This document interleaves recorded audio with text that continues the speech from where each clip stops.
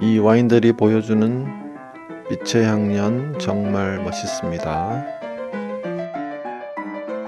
자, 이제 시작해 볼까요? 이 컵은 지난 실험 샘플입니다. 그런데 여기서 잠깐만, 모든 와인에 절대적으로 많이 존재하는 멜비딘, 네비올로 등의 멜비딘보다 많이 있는 피오니딘과 그리고 그와 색이 비슷한 사야니딘 등 6종류의 엔토사야니딘 색소들을 기억하시죠?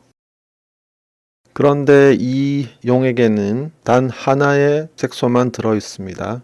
그런데 그 색소가 다양한 형태로 존재한다고 말씀드렸고, 그 각각의 다른 형태들이 다른 빛들을 발산한다고 했었습니다. 빨간 계통의 보라색을 띠는 양전화 형태와 보라색의 중성 형태, 그리고 파란색을 띠는 음전화 형태, 그 외에 노란색과 그린색 계통의 다른 형태들이 있었습니다. 자, 이 컵에서 몇 가지 색이나 보이세요?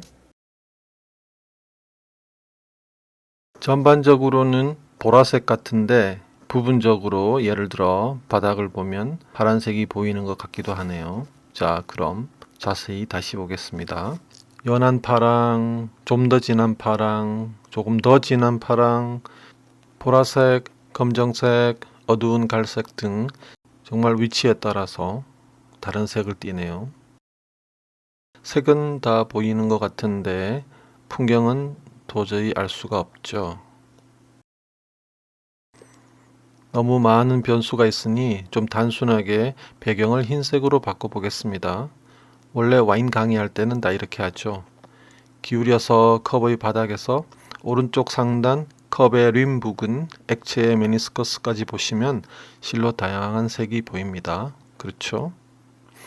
당연히 림 부근이 연한색, 바닥 쪽이 진한 파란색에 여기저기 빛의 입사각과 컵 모양, 그 외의 환경들 때문에 다양한 색들이 보이게 되는데, 특히 오른쪽 상단에 아주 진한 남색이 아주 특이합니다.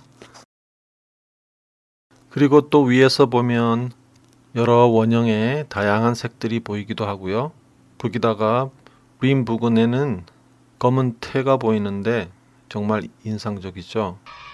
빛이 물질의 경계를 지나면 우리 눈에 투명하든 아니든 반사, 굴절, 산란 등의 과정을 겪게 되지요. 지금 화면에서는 에너지가 높은 고진동, 단파장의 보라색이 더 심한 굴절의 현상을 보고 계십니다. 이 현상이 와인잔을 통과하는 어떤 파동에 비치던 적용되겠죠?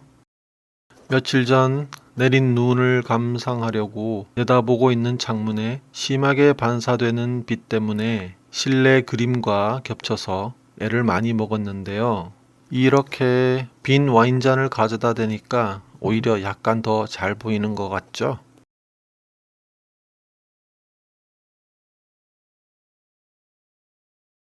이제 빈 잔에 와인 대신 물을 담아 봤습니다. 어때요? 빈 컵과 달리 그림의 왜곡이 아주 심하죠? 심지어 아래 위가 바뀌고 좌우도 바뀌기도 합니다. 또 색의 변성도 감지되시죠? 컵 안에 가벼운 공기가 물이나 와인으로 바뀌면 빛이 경험하는 굴곡에 차이가 생기는 거죠. 눈치채셨겠지만 컵의 위치에 따라 굴곡이 다르기에 빛의 경로와 굴절 등의 현상이 차등을 가지게 되는 것이었습니다. 위에서 보면 일반 컵보다 더 복잡한 패턴이 생겨나기도 합니다. 와인컵은 물컵과 달리 잔의 볼이 세로로도 굴곡이 져 있기 때문이지요. 자, 잔의 굴곡과 빛의 색에 무슨 관계가 있나요? 일반 컵은 세로로 평평해서 유리창처럼 굴곡이 없습니다. 그래서 와인잔처럼 아래 위가 바뀌거나 빛이 완전 흡수되는 영역이 거의 없죠. 그냥 X축으로 쭉 직진하는 겁니다. 하지만 XYZ 세 축을 상상하고 Y축에서 시청자분들께 더 가까운 파란색과 더 멀리 떨어져 있는 초록색이 그림 정보를 가지고 컵을 통과하면 그 컵의 굴곡 때문에 좌우가 바뀔 수도 있습니다.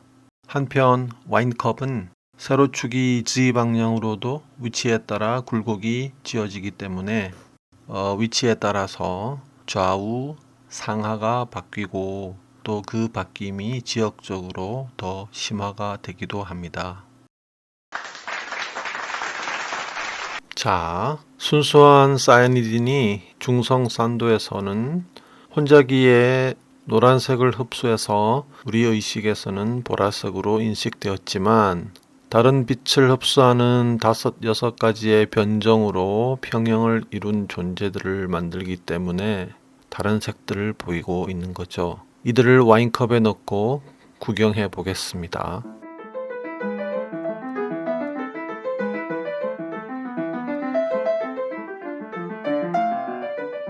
제가 잔을 기울이는 동안 순간 변하는 림 색깔을 보셨나요?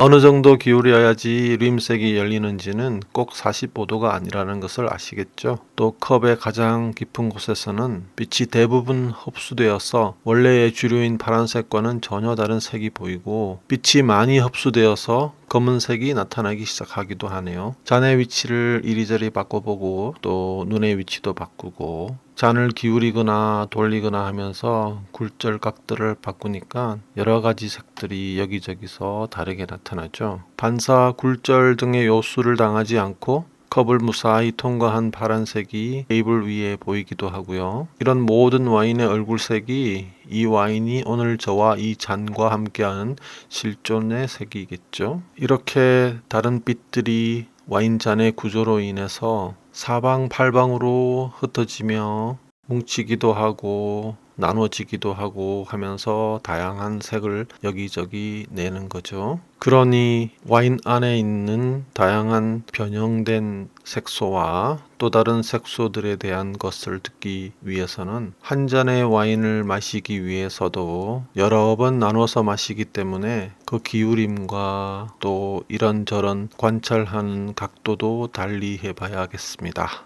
저희가 이 한 색소가 변해 있는 여러 유형들의 변종으로부터 나오는 빛을 노란색이든 오렌지든 블루든 아니면 퍼플이든 그리고 그들이 합쳐져서 브라운 컬러가 되기도 하는데 저 깊은 곳에서는 부피가 커서 색소가 많기 때문에 거의 모든 파장의 빛을 결국에는 다 흡수하게 됩니다. 기억하시죠? 모든 빛이 흡수되면 검은색으로 변한다는 거. 그래서 저 진한 지역에는 색들이 보이긴 하지만 기본적으로 빛의 양이 특별한 색에 대한 양이 작고 전반적으로 어두운 색이기 때문에 또 다른 색이 보이기도 하고요. 반면에 림 부근처럼 저렇게 얕은 곳은 같은 농도지만 색소들의 양이 작기 때문에 그 본연의 색이 주로 보입니다. 그래서 어떤 색들이 섞여 있는지 추측하기가 훨씬 편한 거고요. 또 각도를 바꾸고 이렇게 저렇게 보다 보면 여러 가지 색을 저 지역에서 캐치해낼 수가 있습니다. 와인잔을 관찰하면서 발견하는 색들이 결국에는 저희들에게 와인잔에 어떤 색소들이 들어있고 그 색소들이 각각 어떤 변종들을 만들었는지 그 환경에 대해서 추측할 수 있게 해주는 것입니다. 아무튼 그래서 결국은 좋은 빛으로 림을 확인하셔야 된다는 거죠. 자, 여기 광원에서 여러 방향으로 백색광, 더 정확하게 말하면 무색의 빛이 사방으로 흩어지고 있습니다. 예전 비디오에서 말씀드린 것처럼 모든 색을 합치면 무색입니다. 그래서 여기에서 볼록 오목 렌즈들과 거울을 이용해서 빛의 조성을 한번 보여드렸습니다. 하지만 이렇게 다시 합쳐진 백색광이라 하더라도 저렇게 천장과 벽을 거치면서 그 구성 성분이 바뀔 수가 있습니다. 즉 색을 띠게 된다는 거죠. 만약 저 빛다발에서 노란 성분이 어느 정도 없어진다면 그 아래에서 와인을 마실 때 그 보색인 보라색을 연하게 느낄 수밖에 없고 전반적으로 여러 가지 색상이 바뀌게 되어 있죠. 아무튼 일부는 굴절되고 그 일부는 테이블에 또는 다른 방향에 있는 사람들에게 나아갈 것이고요. 그중 일부는 와인잔에 반사되어 와인을 거치면서 그 와인의 색소 분자에 흡수된 빛을 제외한 나머지 빛들이 합쳐지거나 또 굴절 등에 의해서 배제되거나 하면서 여러 색이 되어서 저에게 들어오겠죠. 지난 비디오에서 실험한 사이아니딘과 비슷한 네비올로의 피오니딘을 그려보겠습니다.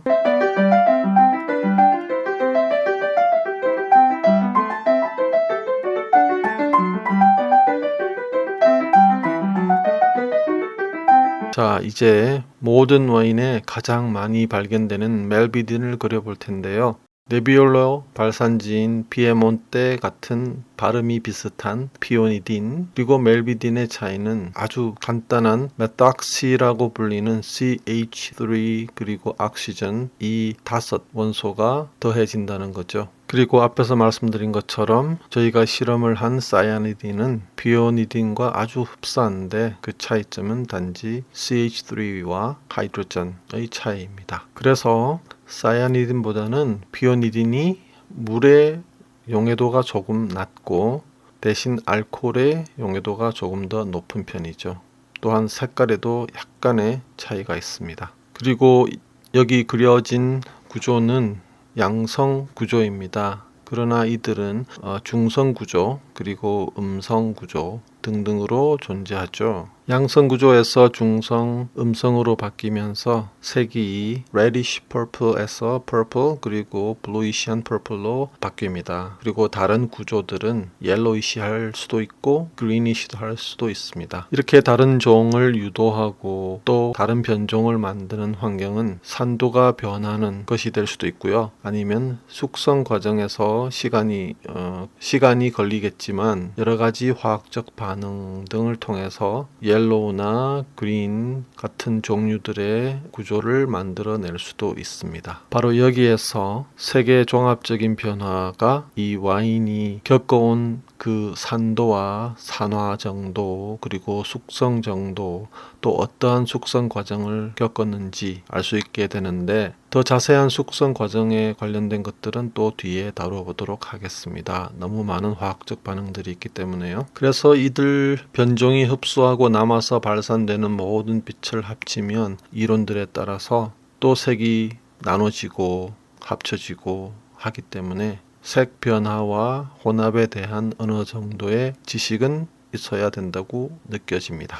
여기에 컵안이나 테이블 등에서 발견한 색들의 관계가 있습니다. 단 빛이 무색이었다는 쉽지 않은 가정을 해두겠습니다. 특별히 저 노란색과 보라색을 합치면 흔히 와인에서 많이 발견되는 저 브라운 컬러가 생겨납니다. 즉 젊은 와인색 퍼플에서 숙성 과정에서 노란색 성분이 늘어나면 저런 브라운색으로 변해갈 수 있다는 거죠. 오늘 보신 것처럼 컵이 그 빛들을 더 변화시켜서 와인의 색은 물리학적 환경과 컵이 만드는 테두리에 그냥 순응할 수밖에 없다는 것입니다.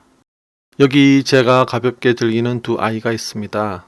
rim, bowl, stem, base, table, 잔 안에 구석구석 그렇게 살피면서 다양한 색들을 발견하고 그 색소들과 변형들이 어떤 환경에 있는지 어떤 것을 겪고 왔는지 지금 상상하고 계시죠? 언젠가 여러분과 현실에서 가능하면 좋겠지만 온라인에서라도 함께 연결하며 와인의 이야기를 듣고 나누며 테이스팅 노트도 써보면 좋겠습니다. 감사합니다. 또 뵐게요.